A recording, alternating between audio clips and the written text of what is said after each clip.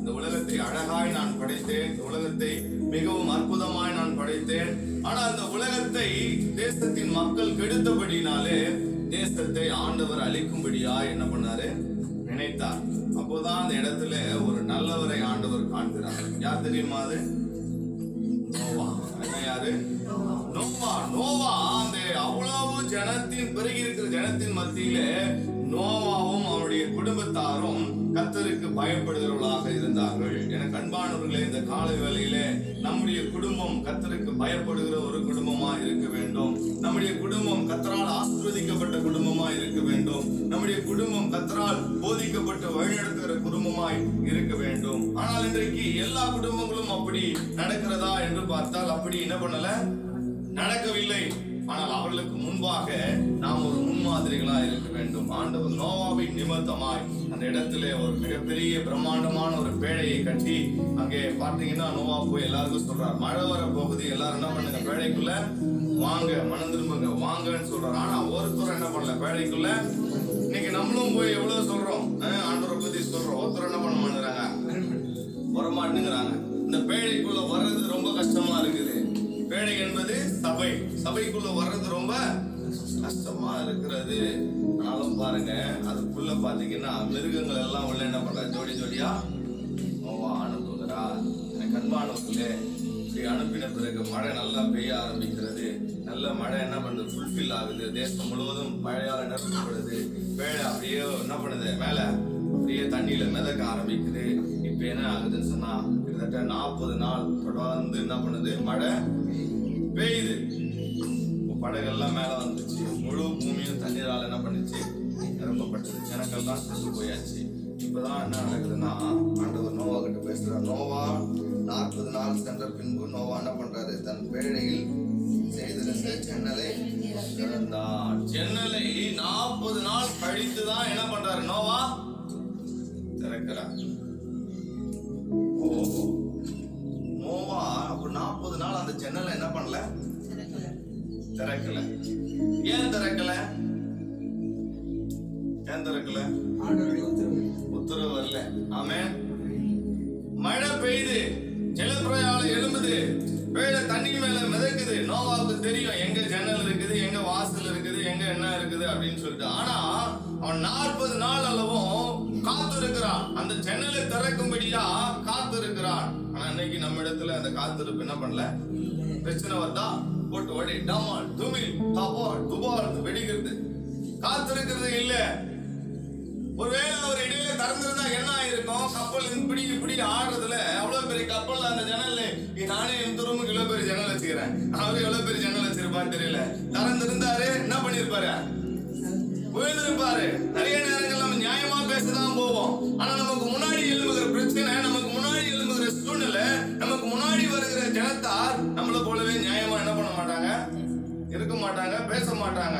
என்ன நடக்கும்னு சொன்னா, அவங்க வாயில போய் நம்ம என்ன பண்றோம், திமிங்கல வாயத்துல போய் மீன் விழுந்த மாதிரி நம்ம விழுந்துருவோம். அவங்க பாட்டுன்னு பேச ஆரம்பிப்பாங்க, அவங்க பாட்டுன்னு நிந்திக்க ஆரம்பிப்பாங்க, அவங்க பாட்டுன்னு என்ன பண்ணுவாங்க பாருங்க. 40 நாள் கோலியாத் இஸ்ரவேல் ஜனங்களை என்ன பண்றான், நிந்திக்கிறான்.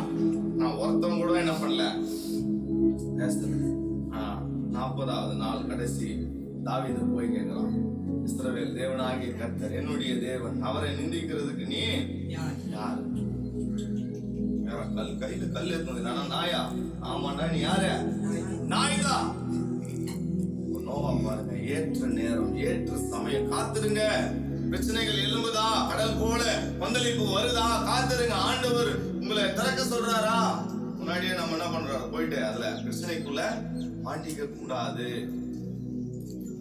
ஆண்டவர் இந்த வேத பகுதி நிமித்தமா என்ன எச்சரித்தார், நான் உங்களை எச்சரிக்கிறேன். நமக்கு வருகிற பிரச்சனைகளிலே, நமக்கு வருகிற சூழ்நிலைகளிலே, நமக்கு வருகிற எல்லா விதமான உபத்திரவங்களிலே நாம் நோவாவை போல பொறுமையாக காத்திருக்க வேண்டும். ஆண்டவரே, எனக்கு தெரியாதா, நான் தான் இந்த பேழையை உண்டாக்கினேன், எனக்கு தெரியாதா இந்த ஜன்னல் இருக்கிறார். தொடர்ந்து பாருங்க 7ஆம் வசனம். காலத்தை வெளியே விட்டால் அது புறப்பட்டு பூமியின் மேல் இருந்த ஜலம் வற்றி போகும் வரைக்கும் போகிறதும் வருகிறதுமா இருக்கிறது. இப்போ முதல்ல அவர் அந்த ஜன்னலை திறந்தாரு. எதுக்காக ஜன்னலை திறந்தாரு? இப்பதான் அவருக்கு அந்த ஜன்னலை திறந்த உடனே ஒரு காரியத்தை செய்யறாரு. என்ன செய்யறாருன்னா, ஒரு காகத்தை எடுத்து வெளியில என்ன பண்றாரு, ஜன்னல்ல விடுறாரு. அந்த காகம் என்ன பண்ணுது அப்படின்னு சொன்னா, அது போகிறதும் வருகிறதுமா இருக்கிறது. அந்த காகத்தை வெளியே விட்டா அது போது வருது. என்ன சார் என்ன பண்ணுது? காக்கா போது வருது. நீங்க நிறைய காக்கா என்ன பண்ணுது? போது வருது. தொடர்ந்து அந்த வசனத்தை வாசிப்போம். 8ஆம் வசனம். பின்பு பூமியின் மேல் ஜலம் குறைந்து போய் அறியும்படி புறாவை தன்னிடத்திலிருந்து வெளியே விட்டான். பூமியின் மீது எங்கும் ஜலம் இருந்தபடியால் அந்த புறா தன் உள்ளங்கால் வைத்த இளைப்பாறை இடம் காணாமல் திரும்பி பேழையிலே அவனிடத்தில் வந்தது. இப்போ புறாவை அனுப்புறாரு எடுத்து. காக்கா வரல, அது போறது வந்தமாயி போச்சு. இப்போ காகத்தை விட்டாரு. இப்ப என்ன பண்றாருன்னா புறாவை அனுப்புறாரு. இப்போ புறா போய் அது என்ன பண்ணுதுன்னா, அந்த பூமியில தண்ணீர் இருந்ததுனால கால் வைக்க என்ன இல்லையா, இடம் இல்லை. அது போய் பாக்குது, எங்கேயுமே இடம் இல்ல. உடனே அந்த புறா என்ன பண்ணுதுன்னா மீண்டும் என்ன பண்ணுது வந்து என்ன நடக்குது பாருங்க. அந்த பூமியின் மீதெங்கும் ஜலம் மிகுந்தபடியால் அந்த புறா தன் உள்ளங்கால் வைத்து இளைப்பாற இடம் காணாமல் திரும்பி பேழையிலே அவனிடத்தில் வந்தது. அவன் தன் கையை நீட்டி அதை பிடித்து கண்ணிடமாய் பேழைக்குள் சேர்த்து கொண்டான். பின்னும் 7ஆம் நாள் பொறுத்து மறுபடியும் புறாவை பேழையிலிருந்து வெளியே விட்டான். அந்த புறா சாயங்காலத்தில் அவனிடத்தில் வந்து சேர்ந்தது. இதோ அது கொத்தி கொண்டு வந்த ஒரு ஒலிவ மரத்தின் இலை அதன் வாயில் இருந்தது. அதனாலே நோவா பூமியின் மேல் ஜலம் குறைந்து போயிற்று என்று அறிந்தான். மறுபடியும் 7 நாள் காத்திருந்து மீண்டும் அந்த புறாவை வெளியில விடுறாரு. அந்த புறா போய் என்ன பண்ணுதுன்னா மறுபடியும் சுத்தி பார்த்து, சாயங்காலம் வரையும் சுத்தி பார்த்து ஒரு ஒலிவை இலை துளிர் விடுகிறது. அதை என்ன பண்ணுது, எடுத்து கொண்டு வந்து கொடுக்கிறது. இப்ப பாருங்க, மறுபடியும் பாருங்க. பின்னும் 7 நாள் பொறுத்து அவன் புறாவை வெளியே விட்டான். அது அவனிடத்திற்கு திரும்பி வரவில்லை. அவனுக்கு 601 வயதான வருஷத்தில் 1 மாதம் 1 தேதியிலே பூமியின் மேல் இருந்த ஜலம் வற்றி போயிற்று. நோவா பேழையின் மேல் தட்டை எடுத்து பார்த்தான். மேல் தட்டை எடுத்து பார்த்தான். பூமியின் மேல் ஜலம் இல்லாதிருந்தது. அல்லேலூயா, அல்லேலூயா. அதில் நோவா ஜன்னலை திறந்தார். மறுபடியும் 7 நாள் கழிச்சு இப்பதான் என்ன பண்றாரு, மேல் தட்டை என்ன பண்றாரு, எந்த காரியத்தை செஞ்சிடுவேன் காத்திருக்கணும். தேவ சமூகத்துல எதை திறக்கணும்ன்றாரோ அதை திறக்கணும், எதை பேசுன்றாரோ அதை பேசணும், எதை செய்யுன்றாரோ அதை செய்யணும்.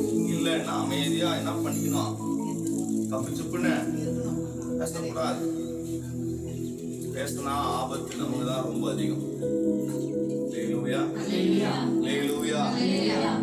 இந்த பகுதியில காகம் போகிறதும் வருகிறதுமா இருந்தது. ஆனா புறா போயிட்டு உடனே என்ன பண்ணுது, ரிட்டர்ன் திரும்பி வருது. அப்ப இந்த காகம் ஏன் அது எப்படி வெளில போய் சுத்திட்டே, நோவா அந்த காக்காவை வெளியே விட்ட உடனே இந்த காக்கா என்ன பண்ணுதுன்னா போய் எங்க உட்காருது, இப்போ அந்த பிணங்கள் மேல என்ன பண்ணுது,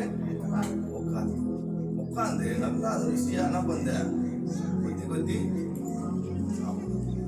ஆனா இந்த புறாவை எடுத்து வெளியே விட்ட உடனே இந்த புறா என்ன பண்ணுதுன்னு சொன்னா திட்ட போல அது சொல்லுது, இதுக்கு எனக்கு என்ன இல்ல. அடுத்து 2வது தடவை விடுறப்போ இது என்ன பண்ணுதுன்னு சொன்னா ஒலிவை துளிரை என்ன பண்ணுது, கொண்டு வருகிறது.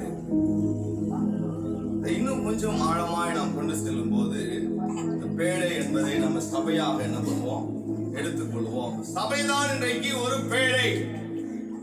இந்த பேழைக்குள்ள இருக்கிறது எல்லாமே ஆண்டவரால் ஆசீர்வதிக்கப்பட்டதுதான். அப்போ இந்த பேழை ஆசீர்வதிக்கப்பட்டதாக இருக்கிறது. அதுல இருக்கிற இந்த நோவா ஒரு ஊழியக்காரனா என்ன பண்றாரு, இருக்கிறாரு. இந்த ஊழியக்காரர் இந்த உலகத்துல இருக்கிற ஜனங்கள் பத்தியில உள்ளியும் வெளியுமாக ஒவ்வொரு விசுவாசிகளும் வாரத்துக்கு ஒரு முறை உள்ள வருது, நல்லா அதை பராமரிச்சு வெளியில என்ன பண்ணி விடுறாரு, அனுப்பி விடுறாரு. ஆனால் வெளியே போகிறதான புறா அல்லது காக்கா என்ன பண்ணுதுன்னா உலகத்தோட ஒட்டி கொள்கிறது. எது உலகத்தோட ஒட்டி கொள்ளுது, காக்கா உலகத்தோடு ஒட்டி கொள்கிறது. உலகத்தின் காரியங்களை விரும்பி சாப்பிடுகிறது. கெட்ட வார்த்தைகளை இந்த காக்கா பேசுகிறது, சுகபோகமா இந்த காக்கா வாழ்கிறது, மனம் போன போக்கில் இந்த காக்கா வாழ்கிறது. வாழ்ந்த நாள் சபைக்கு திரும்பி வந்து விடுகிறது. இந்த புறாவையும் அப்படிதான் என்ன பண்றாரு ஊழியக்காரர், அதுக்கும் அதே தீனி அதே தான். அது வெளியில போகிறது, அதுக்கு இந்த உலகத்தால வாழ முடியல, இந்த உலகத்துல நடக்கிறத சகிக்க முடியல, இந்த உலகத்தின் போராட்டத்தோடு ஒத்து போக முடியல. மீண்டும் சபையில வந்து புலம்ப ஆரம்பிக்கிறது. என்னால எப்படி இந்த உலகத்துல வாழணும்னு தெரியல ஆண்டவரே, எப்படி இந்த உலகத்தோடு பழகணும்னு தெரியல, எனக்கு இன்னும் பயிற்சி தேவை, இன்னும் தேவ சமூகத்துல ஜெபம், இன்னும் தேவ சமூகத்துல ஆராதனை, இன்னும் தேவ சமூகத்துல பரிசுத்தம், இன்னும் தேவ சமூகத்துல மனதை ஊற்றி 7 நாட்கள் அப்படி மாதிரி வருடந்தோறும் காத்திருந்து தேவ சமூகத்துல மீண்டுமாய் ஒரு பலனோடு கூட மீண்டும் அந்த புறா வெளியிலே போகிறது. வெளியில போகும்போது இப்ப கொஞ்சம் அந்த புறா என்ன பண்ணுது, அந்த விசுவாசி கொஞ்சம் தாக்கு பிடிக்குது, உலகத்தோட சார்ந்து கொஞ்சம் பறக்க, ஒரு சாயங்காலம் வரைக்கும் சுற்றி திரிய காத்திருக்குது. இப்பதான் சின்னதா ஒரு ஆசீர்வாதம், ஒரு சின்ன துளி மறுபடியும் சபைக்குள்ள வருது. மீண்டும் இன்னும் நான் என்ன பண்ணணும், ஆண்டவருக்குள்ள வளரணும், இன்னும் நான் சிறகடித்து பறக்க வேண்டும், இன்னும் நான் ஸ்டாப்பா போகணும். இன்னும் கொஞ்ச நாள் கழிச்சு அந்த புறாவை எடுத்து வெளியே வராரு. அது திரும்பி என்ன பண்ணவே இல்லை, வரவே இல்லை. அப்படின்னா அது பறக்க கற்றுக்கொண்டது, நல்லா பறந்து விரைந்து செல்ல அது ஆரம்பித்து விட்டது. நாளிலே சற்று தியானத்திற்காக உங்கள் மத்தியில நான் வைக்கிறேன். நீங்கள் சபைக்குள்ள புறாவா இருக்கிறீர்களா அல்லது காகமா இருக்கிறீர்களா? நீங்க யாரு? நீங்க அது உங்க மனசாட்சிக்கு மட்டும்தான் தெரியும். நீங்க புறாவா இருக்கிறீங்களா அல்லது நீங்க காக்காவா இருக்கிறீங்களா? அந்த காக்கா சுவிசேஷம் அறிவிக்கவில்லை, அந்த காக்கா நன்மையான எந்த ஈவையும் அந்த தேவாலயத்துக்குள்ளே அந்த பேழைக்குள்ளே கொண்டு வரவில்லை, எந்த ஒரு நற்செய்தியும் கொண்டு வரவில்லை. அந்த காக்கா தேவாலயத்துக்குள்ளே, அதாவது அந்த பேழைக்குள்ளே எந்த விதமான நல்ல காரியங்களை கொண்டு வரவில்லை. அது அந்த பேழைக்கு அடங்கவில்லை, அந்த காக்கா ஊழியக்காரனுக்கு அடங்கவில்லை. அந்த காக்கா அந்த பேழைக்கும் ஊழியக்காரனுக்கும் எதுக்கும் மதிக்காம அது பாட்டுன்னு போறதும் வரதுமா இருக்குது. நிறைய விசுவாசிங்க அப்படிதான் இருக்கிறாங்க, காக்கா மாதிரி. எதுக்கும் மதிக்கிறது கிடையாது, சபைக்கு மதிக்கிறது கிடையாது, ஊழியக்காரனுக்கு மதிக்கிறது கிடையாது, எதுக்கும் மதிக்கிறது கிடையாது. நான் காக்கா தான், நான் போவேன் வருவேன், உலகத்துக்கு ஒத்த வேஷம் தரிப்பேன், நான் எப்படி வேணா வாழ்வேன், என்ன நீ என்ன பண்ண கூடாது, கேள்வி கேட்க கூடாது, நீ யாரு என்ன கேட்கறதுக்கு. ஆனால் இந்த புறா வெளியே விட்ட உடனே இதுவும் நம்பிதான் என்ன பண்றாரு, வெளியில விடுறாரு. அது போகுது, அது ரிட்டர்ன் வந்து என்ன பண்ணுதுன்னா பேழைக்கு வருகிறது, மீண்டும் சபைக்கு வருகிறது. இது என்னுடைய பேழை, இது என்னுடைய சபை. அது வந்து என்ன பண்ணுதுன்னு சொன்னா மேய்ப்பனுடைய கரங்களிலே அந்த புறா வந்து அமருகிறது, நோவாவுடைய கரங்களிலே அந்த புறா வந்து அமருகிறது. அப்ப ஒரு விசுவாசி வெளியில போனாலும் அங்க இங்கே சுத்தினாலும் வந்து ஊழியக்காரனுடைய கரத்துக்குள்ள என்ன பண்ணிடணும், அடங்கி விட வேண்டும். அந்த புறா வந்து ஊழியக்காரனுடைய கரத்துல அமருகிறது. ஏன் ஊழியக்காரனுடைய கரத்துல அமர வேண்டும் என்றால் ஊழியக்காரன் அதற்கு பயிற்றுவிக்கிறான், ஊழியக்காரன் அதற்கு இன்னும் போதிக்கிறான். புறாவே நீ போயிட்டு வந்துட்ட, ரொம்ப நல்லது, உலகத்துக்கு ஒத்த வேஷம் நீ தரிக்கல, உலகத்தோடு உன்னால வாழ பிடிக்கல, நீயும் அந்த காகத்தை போல அந்த பிணத்து மேல உட்கார்ந்து இருக்கலாம், நீயும் சுகபோகமா இருந்திருக்கலாம். ஆனா நீ வந்துட்ட, இன்னும் பயிற்சி உனக்கு தேவை, இன்னும் நீ தூரம் பறக்கணும், இன்னும் நீ மற்றவர்களுக்கு ஆசீர்வாதத்தை பகிர்க்கணும், இன்னும் நீ நல்ல செய்திகளை கொண்டு வரணும். அவன் என்ன பண்றான், மேய்ப்பனுடைய கரத்துல இருக்கிறதுனால, ஊழியக்காரனுடைய கரத்துல இருக்கிறதுனால அந்த புறாவுக்கு என்ன பண்றாரு, சொல்லி கொடுக்கிறார். இப்ப இந்த புறாவை மறுபடியும் வெளியில விடுறாரு. அந்த விசுவாசி மறுபடியும் போகுது, அதனால சும்மா இருக்க முடியல. அந்த பாரம், அந்த ஆத்துமா பாரம், அந்த ஆத்துமா தாகம் இந்த விசுவாசிக்குள்ள பெருக பெருக என்ன பண்ணுதுன்னு சொன்னா, நான் பெற்ற அந்த நற்செய்தியை, நான் ஆண்டவரை குறித்து தெரிந்து கொண்ட அந்த காரியத்தை நான் உள்ள இருக்கிறவர்களுக்கு நல்ல செய்தியை கொண்டு போகணும், சபையில நான் நல்ல செய்தியை அறிவிக்க வேண்டும், உலகத்திலும் நான் நல்ல செய்தியை அறிவிக்க வேண்டும்னு அந்த புறா இப்போ 2வது டைம் போகும்போது சபைக்குள்ள ஒரு நற்செய்தியை கொண்டு வருகிறது. அல்லேலூயா, அல்லேலூயா. நாம் புறாவா இருந்தோம்னா சபையில நாம் ஆசீர்வாதத்தை பரப்புவோம், நம் சபையிலே நற்செய்தியை பரப்புவோம், நம் சபைக்குள்ளே ஆசீர்வாதத்தை பரப்புவோம், நம் காகமா இருப்போம், அவிசுவாசத்தை பரப்புவோம். அந்த காகம் உள்ள வந்து சொல்லி இருக்கும் மற்ற காகத்தை பார்த்து, நீ வெளியில வா, வெளியில நல்லா இருக்குது, அந்த பிணத்தை நல்லா கொத்தி கொத்தி என்ன பண்ணலாம், சாப்பிடலாம், ஜாலியா இருக்கலாம். பாஸ்டர் கிடக்குறாரு, நோவா கிடக்குறாரு, நீ வா நம்ம போய் ஜாலியா என்ன பண்ணலாம், சகல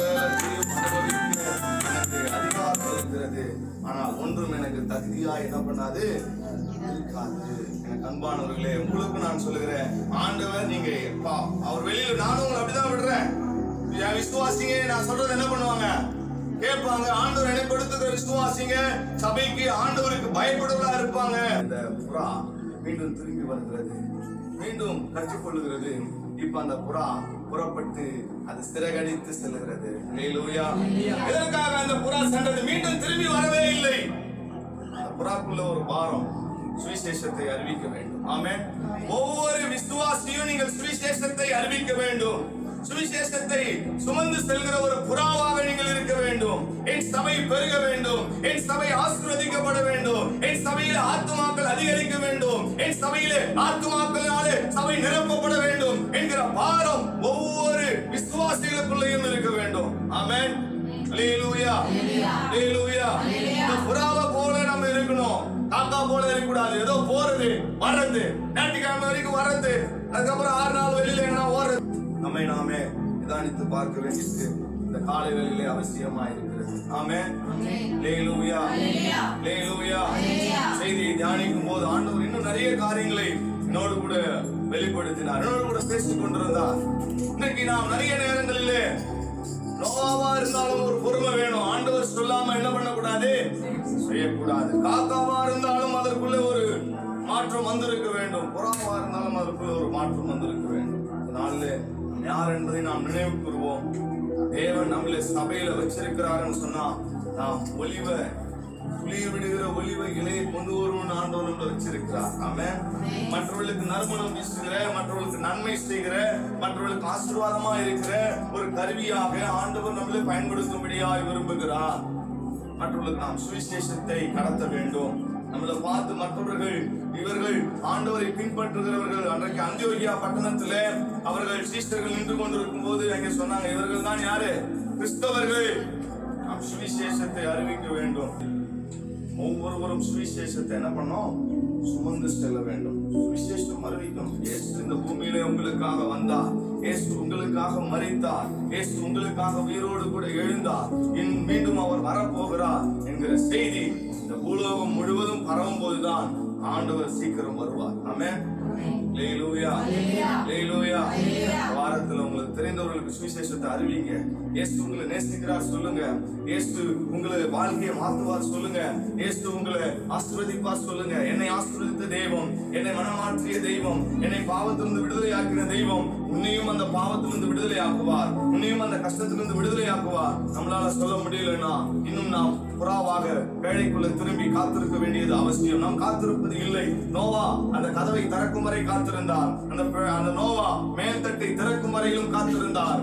இப்படி நாம் காத்திருக்க வேண்டும். இந்த புறா போன உடனே அதே போல அது திரும்ப வந்து 7 நாள் காத்திருந்தது. மீண்டும் போனது, மீண்டும் 7 நாள் வந்து காத்திருந்தது. இந்த புறா மீண்டும் 7 நாள் கழித்து புறப்பட்டு போனது. அப்படியானால் நமக்கு இருக்கிற இந்த கொஞ்சம் பலன் போதவே போதாது. இன்னும் பலனோடு நாம் தேவ சமூகத்தில் போராடி ஜெபிக்க, தேவனை ஆராதிக்க, வேதத்தை வாசிக்க, இன்னும் நம்மளை பக்குவப்படுத்திக் கொள்ள ஆண்டவர் நம்முடைய வாழ்க்கையின் சூழ்நிலைகளை அவர் உடை தெரிவார். அவர் தடைகளை உடை தெரிவார். நமக்கு முன்னாடி மந்திரம் பண்றாங்க நம்ம சொல்ல வேண்டியதே கிடையாது. நாம் ஜெபிக்க ஆண்டவர் எல்லாவற்றையும் அவர் உடை தெரிந்து விடுவார். நான் உங்களுக்கு சொல்லுகிறேன், வேதம் சொல்லுகிறது, நாம் தேவனுடைய சமூகத்தில் காத்திருக்கும் போது நாம் ஒரு புது பலனை நாம் பெற்றுக் கொள்கிறோம். தேவ சமூகத்தில் நாம் காத்திருக்க அவர் நமக்கு பலனை கொடுக்கிறார். எஸ்ரா தன் வேத வசனங்கள் நமக்குள்ள கிரியை செய்யும்படியாய் தன் இதயத்தை பக்குவப்படுத்தினானாம். நாம் நம்மை பக்குவப்படுத்திக் கொள்ளும் போது, நாம் நம்முடைய ஜீவியத்திலே தேவனுடைய பாதையிலே நம்மை பக்குவப்படுத்தி நாம் செல்லும் போது நிச்சயம் சொல்லுகிறேன் நாம் ஆசீர்வாதமா இருப்போம். ஆமென். ஹல்லேலூயா. நீங்க ஆசீர்வதிக்கப்பட்டவர்களா இருப்பீங்க, உங்க குடும்பம் ஆசீர்வதிக்கப்பட்டதா இருப்போம். கர்த்தர் இந்த வார்த்தைகளை ஆசீர்வதிப்பாராக. நாம் அப்படியே கண்களை மூடுவோம், நம் தேவ சமூகத்தை நாம் நோக்கி பார்ப்போம். ஆண்டவர் கொடுத்த இந்த நல்ல வார்த்தைக்காக நீங்க தேவ சமூகத்தில் நோக்கி பாருங்க. ஆண்டவர் என்னை காத்திருக்கிற ஒரு அனுபவத்தை எனக்கு தாரும் ஆண்டவரே. நோவா அந்த கதவை திறக்கும் வரையிலும், ஆண்டவரே ஜன்னலை திறக்கும் வரையிலும் காத்திருந்தானே ஆண்டவரே, எனக்குள்ள ஒரு காத்திருக்கிற ஒரு அனுபவத்தை தாரும் ஆண்டவரே. அப்பா, நாங்கள் ஆண்டவரே எங்க சபைக்கு வருகிற ஒரு ஆத்மா கூட ஆண்டவரே காக்காவா இருக்க கூடாதப்பா. ஒவ்வொரு ஆத்மாவும் புறாவா இருக்க வேண்டாம் ஆண்டவரே. என்னை ஒரு நல்ல புறாவா மாற்றும் ஆண்டவரே. அப்பா, நான் இதுவரையிலும் ஒரு துளித்த ஒலிவ இலையை கொண்டு வராத புறாவா இருக்கலாம்ப்பா. இன்னும் நான் என்னை மெழுகு விட்டேன், இன்னும் நான் என்னை பக்குவப்படுத்தேன். ஆண்டவர் எனக்கு உதவி செய்ய ஆண்டவரே. நான் நல்ல ஆண்டவரே குணபாத்திரமாய் ஆண்டவரே அப்பா, நான் தேசத்துக்குள்ளே சென்று ஒத்த வேஷம் தெரியாதபடி ஆண்டவரே நல்ல ஒலிவ இலையை கொண்டு வருகிறவனாய் என்னை மாற்றும் ஆண்டவரே. சபைக்குள்ளே நறுமணம் வீசுகிறவர்களாய் மாற்றும் ஆண்டவரே. தேசத்துக்குள்ளே நறுமணம் வீசுகிறவர்களாய் எங்களை மாற்றும் ஆண்டவரே. ஆண்டவரே, நான் புறாவை போல சிறகடித்து பறந்து சுவிசேஷத்தை அறிவிக்கிறவனாய் மாற்றும் ஆண்டவரே. ரிபா கரவாலா துரவாலா சந்தரா கரவா ஓ ரிபிரியான் தோ ரிபிரியா கலா துரலா ஷெதலியா கரவா. ஆண்டவரே, வந்த ஒவ்வொருவரையும் ஆண்டவரே ஒரு புறாவுக்குள் இருக்கிற ஆண்டவரே ஒரு கபடற்ற ஆண்டவரே புறாவுக்குள் இருக்கிற ஆண்டவரே ஒரு சாந்த குணம் ஒவ்வொருவருக்குள்ளேயும் உண்டாகட்டும் ஆண்டவரே. ஹல்லேலூயா, ஹல்லேலூயா, ஹல்லேலூயா. ஒரு புறாவை எடுத்து கொண்டோம்னா அது எங்கே வளர்கிறதோ அங்கே இருக்கிறவரை தான் அந்த புறா உயிரோடு இருக்கும். அங்கிருந்து அந்த புறாவை வேற எந்த இடத்துல மாற்றி அமைத்தாலும் 1 வாரம் 2 வாரத்துக்குள்ள அந்த புறா இறந்து விடும். அது கல்லும் கபடுமற்றது. அது புறா மற்றவர்களுக்கு தீங்கு நினைக்காதது. ஆனால் இன்றைக்கு புறா என்ற போர்வையிலே பல காகங்கள் அது எங்கெங்கோ போகிறதும் வருகிறதுமா இருக்கிறது. சாவத்தீடான எண்ணங்களை உருவாக்குகிற சபையை சீர்குலைக்கிற சபையை கெடுக்க நினைக்கிற இப்படிப்பட்ட காலங்கள் மேலே கர்த்தருடைய கரம் இறங்குவதாக.